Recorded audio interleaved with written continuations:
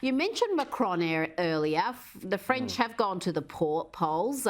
First round has been done and dusted. Emmanuel Macron and Marine Le Pen will go off now into the second round. Macron won quite comfortably there by 27.6% of the vote at the last count. At the last election, though, Macron seemed to many to be a breath of fresh air, but then not much happened.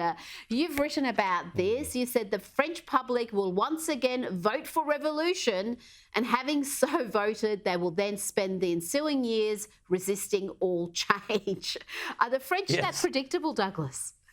I'm afraid they are. It just happens repeatedly. Whether they vote for candidates of the right or candidates of the left, French presidential candidates always say, we are bringing complete wholesale change to the system. And the French public say, we're going to vote for this revolution. And then they resist all change for the next 4 years. You know, most famously, Sarkozy, for instance, raises the age of retirement in France by about 6 months. And everyone goes bananas and starts burning everything down in the streets. A completely normal season in French politics. I mean, you know, I know obviously there's an election coming up in Australia.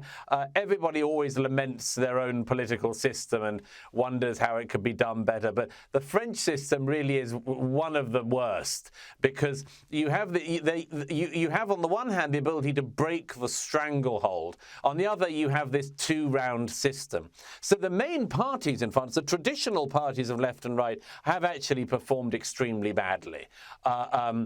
As we now know. Once again, as in 2017, the runoff in the second round is going to be between Marine Le Pen and Emmanuel Macron. Now, there's something very interesting about this, by the way, one of many interesting things.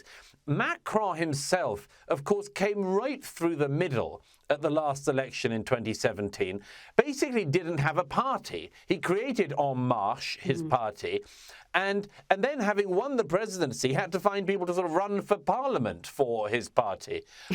Now, this, by the way, I think you'd agree, Rita, if this had been somebody seen as being more of the right, this was almost the definition of a populist. You know, a one-man band, a one-man movement that galvanizes things and does things his own way. So actually, Macron is the most successful populist, certainly in Europe, but nobody ever calls him that. He's obviously a centrist. He ran on a set of policies that were, among other things, wildly optimistic about what he was going to do with France. And the result has frankly not been that impressive. His supporters point to the fact that, for instance, last year, the French economy grew by 7 points. They don't note that the year before, Corona year, it fell by 8 points. So not much to boast about there. The one thing that is going to keep Macron in office is very simple. The same thing that has got so many French presidents elected before him. He's not a member of the Le Pen family. And I'm afraid when it comes to the second round of the polls, once again, that'll be the issue. The far-left candidate in France, who got a massive amount of the vote, almost 20% this time, has already said to his supporters, don't give any votes in the second round to Le Pen. He didn't say that so swiftly last time, which was interesting.